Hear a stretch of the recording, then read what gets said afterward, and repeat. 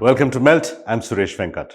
On today's show, we're traveling to Bengaluru to meet Talented, a creative agency that's fast carving out a name for itself thanks to recent campaigns for Swiggy, Cleartrip, Britannia, Bumble and DaMensch, to name a few. Co-founded by the ex-Dentsu Webchutney duo of Gautam Reghunath and PG Aditiya, Talented promises to center its business model on what's believed to be the most valued currency in the industry, the talent. How does this vision translate to on-ground realities? And how do the founders view the current agency business? Find out as we get ready to melt with Talented's Gautam Reghunath and PG Aditiya. Gautam and PG, you've said in previous interviews that the world doesn't need another agency, but it needs a reinvention of the agency experience. I want you to explain both these statements. Why does the world not need another agency? And in what way does the agency experience need to be redefined and for whom? Listen, we love the agency business. We've both spent a significant majority of our careers, if not all, in the agency business. For all the talk of being in the creative industry, as an industry, we've been strangely conservative about how we deal with people and how we look and how we're structured over the years, right? It's been long since there's been any sort of real change. I certainly believe there needs to be a reimagination of the agency experience, firstly for employees. Working in advertising can feel a lot better and a lot different for a lot of us, right? Everybody knows this, right? We've got too many bones to pick with our industry. The pay, the hours, maybe there's a looming lack of irrelevance staring in our faces. That was a starting point for us to even think of leaving a job that we dearly loved at Dentsu and Webchutney. And that's what I believe the reimagining has to be. We've got a few ideas in our heads right now of where we want to take it, and hopefully we smash it. PJ, I want to ask you about the last thing Gautam said. The last thing he said, the looming lack of irrelevance. Those are pretty sharp words for two guys who are just starting a new agency to be battling irrelevance. Yeah. Looming irrelevance. Looming irrelevance. Looming irrelevance. Sorry for that. Pretty much. Very, very, very looming indeed. I think at the core, I think Talented is more than an agency, Talented is a response. This is how we are responding to a lot of the problems that Gautam just kind of mentioned. Here's the tragic part, right? If any of us, any marketer, anyone in business were to be asked, tell us 3 or 4 things that you think need to be improved about agencies in general, most of us have answers. Most of us probably even have similar answers on the kind of things that we feel need to be improved. No one's doing it. That's all. No one's doing it well enough, and then no one's committed to it and all of that. And I think people are constricted by the realities of their own, the shapes of their companies, the shapes of the talent that's there, etc. So I think Gautam encouraged me to imagine a blank slate, zero baggage, and ask ourselves how we'd go about it. The fact that we were both CEO and CCO in our last jobs by the time that exited means, by the time we exited, kind of meant that our own inner monologue was in a space of we were asking ourselves how would we want to build a company, an agency from scratch, zero baggage, right? And Talented is a response to that. All right. Gautam, while setting up Talented, what are the things that you did not want to do? Well, we certainly didn't want the word web in our name, like in our previous company. I think it was restrictive. In Webchutney, we were always categorized. I think over the years, we sort of grew from an internet-first agency, that's that first setup, so that's Rao, towards becoming, and because of the talent that we attracted, a full-service creative agency. But I think it took a lot for clients to see us as what we grew into, a proper creative agency, right? Definitely didn't want to be categorized as digital. We definitely wanted an agency where employees and our colleagues felt like they were building it with us. And it wasn't just the two of us sort of dreaming for the agency. PG, it sounds very idealistic to say values and principles and equity, and we want our employees to feel like they own it and we'll be hierarchy-free. Many companies admittedly start out like this. Yeah. Has reality bit? 50-50 so far. I'm not disappointed with the work that's come out so far. I could be much happier, but I'm not disappointed so far.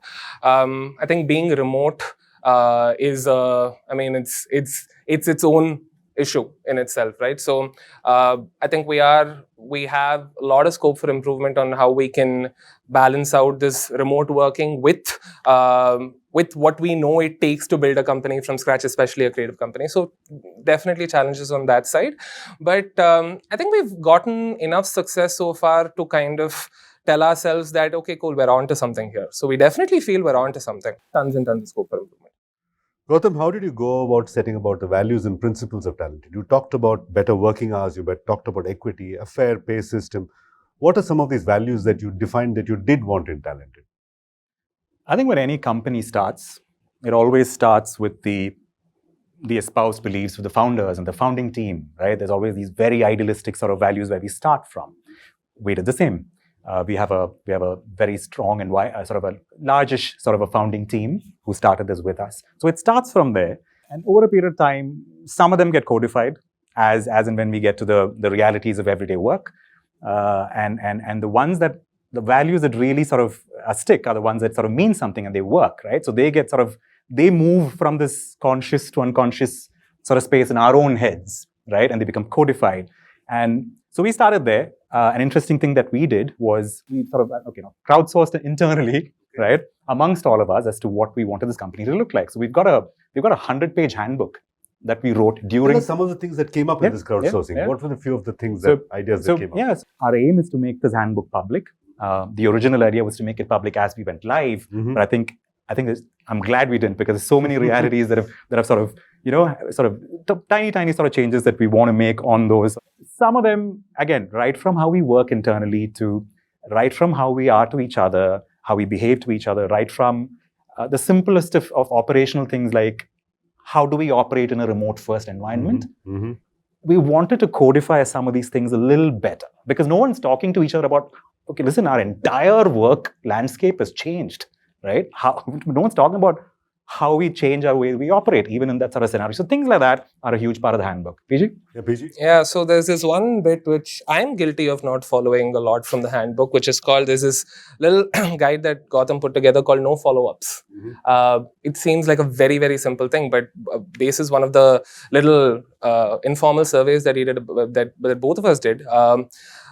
Good account management talent, they believe that they spend anywhere between 40 to 50% of their time on average just following up with others, right? So it's nobody likes that part of the job, whichever department they belong to. So one of the things, I mean, you spoke about pay a little earlier. I think especially from a creative person's point of view, a creative who does not need this constant, following up, so to speak.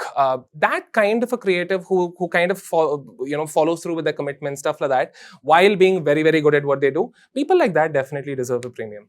And I think the way that we're trying to structure ourselves is also to tune ourselves a little more with that reality. That is how in-house creatives go about most of their jobs. They don't have an account management team kind of following up with them, right? So stuff like that. I am very guilty of not doing this as well as I should have. So that's where the 50-50 parts of that kind of come from. But at least we know what we're going for. I know it sounds trivial and like a small thing, right? Not following up. It doesn't sound trivial at all, because 30-40% of your time going and following up it's the simple things that we need to fix in this industry. I'm not saying it's easy to, but I think it's a tinier, smaller things in our industry that, if fixed, can dramatically change the working experience. Okay, so here's my question. The two of you have this ambitious, idealistic task of redefining the agency experience, both internally for your employees and your creatives and your account management professionals, and for the clients as well. Why should clients care about how you are run? They come to you for creative work. How do they care if you are being jerks to your employees or you're being nice to your employees? Why should they care? I'm not going to answer whether they should or shouldn't. But do they care? Because I think the residual sort of effect of how we operate internally naturally flows towards how our people work with clients. Employees with more skin in the game, employees who feel like they're part of building something, employees who have flexibility with work and how to accommodate their day. I think the natural effect of all of that is a happier, healthier work environment. Again, idealistic, but at least the intent is that, right? Yeah, it shows in the work. Definitely shows in the work. So PG, do clients come for the people, which is you and your colleagues and your team members, Do they come to the agency because it's founded on different principles? Or do they say this kind of brief, this kind of agency, we don't really care about anything else? It's a great question because we are fairly obsessed with trying to understand why are we in the room these days a little more. Very, very grateful for our first few clients. I think Tanishq, Razorpay, Bumble, Cleartrip. These guys came for the people, right? They came for our track record from our previous company, and they were like, "Okay, cool. This is the horse I want to bet on," right? Okay. So, but then since then, I think a lot of brands have been coming in saying that I've seen this piece of work from this other place. So I saw what you guys did for DaMensch or Cleartrip or Swiggy, and man, I want something. I want the kind of success that got, which is absolutely the right reason to engage with us. Thirdly, sometimes I think they see some of the things that we talk about in public, and they kind of feel like that there is an ideological fit somewhere, and that's been the third reason. So the values and all actually brings in more business. Pretty much, because they're not just words in the air. Absolutely, because as much as we think that good agency talent is rare, marketing talent is also really rare. So it's one of these the rare ones love to kind of find each other and kind of be like, okay, you might be the one among the 10 for me, right? And we love that little soulmate energy that sometimes kind of goes on when we meet really good marketers. So yeah. Gautam, you wanted to add? No, nail in the head. These are exactly the kind of clients that I hope we attract, right? People who've seen our work and have an opinion on it. Or people who've like, you know what, that's what I saw this campaign for XXX, and that's what I liked and that's what I didn't like, but I feel like there's something there and we sort of, there's an energy match. That is absolutely the kind of client we want. PJ, I want to ask you about a cliche about talent. People keep saying there's not enough talent, where's the talent? When it comes to paying the talent, they say there's not enough money. This seems to be the classic conundrum of saying we want high quality talent, but we're not willing to pay high quality money or high quality work environments. Sure. How did you break this, and have you broken it at Talented, this conundrum? Better creative work is the fastest shortcut to pricing ourselves higher. If we want to go from 10 to 20 to 40 to 80, you do that through a great show reel. You don't do that through great relationships, right? So it is very, very important for our own survival that we do fantastic creative work. That's the only way we cost higher. Only if we cost higher, we're able to pay higher.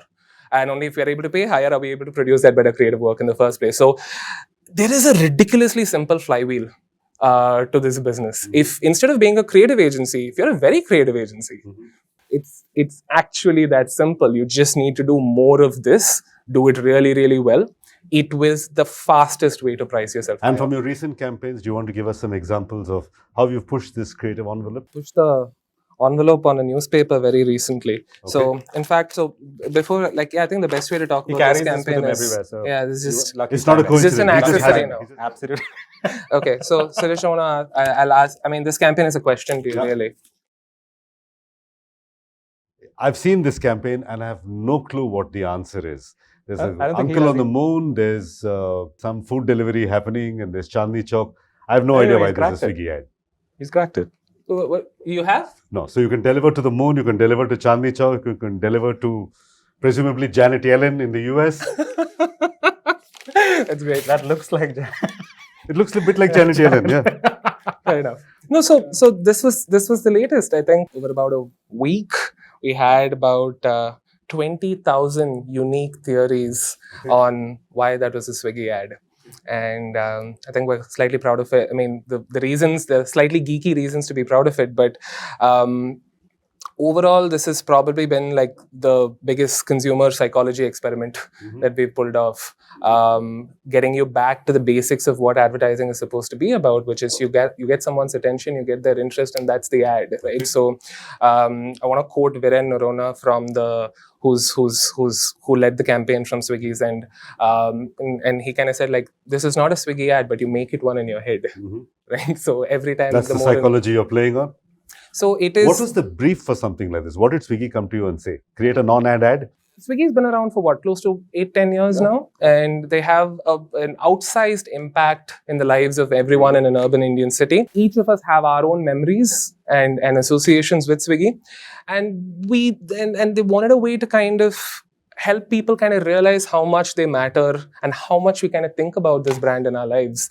And I think our way to kind of answer that was, you know about Swiggy so much that you will draw your own conclusions. You will concoct your own stories. If you've taken a lot of Swiggy discounts, then your Swiggy ad has something to do with discounts. If you have the saved address of a bunch of your exes on your order, that's your memory of then Swiggy. that's your memory, right? So I think we've been able to kind of get people to slightly understand how personal this brand is to each of them, while being this pride of every Indian urban city. So yeah. Gautam, it's interesting that PG pulled up a print ad. So I'm going to ask you, why does print advertising in India suck so much? I don't think we take the medium serious enough. I don't think we try hard enough with print. I've got a wonderful quote by one of our previous clients, Avril Lavasti, and this sort of thing has been codified internally now because we say it so often, right? This wasn't really a print ad for us, and I'm just going to say it. This was a print-led viral opportunity, right? And that's how we want to be looking at outdoor and mediums that are sort of seemingly being written off, right? All of these are opportunities for us to use what does print and outdoor have going for it. You put something on print or the outdoor, it's serious business, right? It's not a social media post, you know, sitting There is the signaling effect. It's a signaling effect, right? So I think number one, it immediately draws that sort of value towards it. And after that, most of the print that you're consuming now is not necessarily on print, it's actually on social media. Yeah. Right. Correct. It's photos of the print ad or images of the creative from the website of the newspaper. So I think we are trying to use that effect for a lot of our print and outdoor campaigns and make it work for the internet. Everything that ends up on social is social.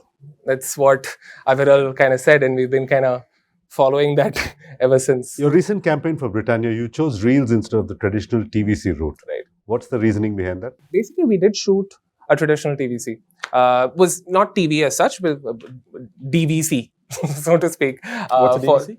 Digital video Digital video commercial. campaign. Yeah. It's no longer television. Yeah. So we shot something a little more there, but which didn't come out too well.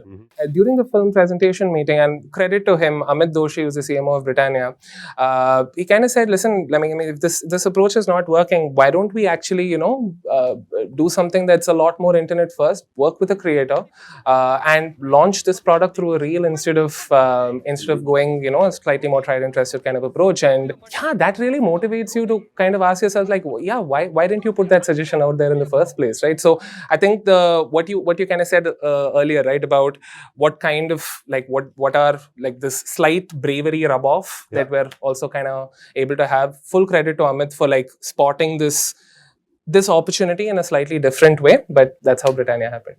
Gautam, next question for you. What is unique about Talented's business model? Listen, the industry is going to be the same. The client budgets are the same. What we can control are how we operate internally, how we deal with our people. It's a people-first business.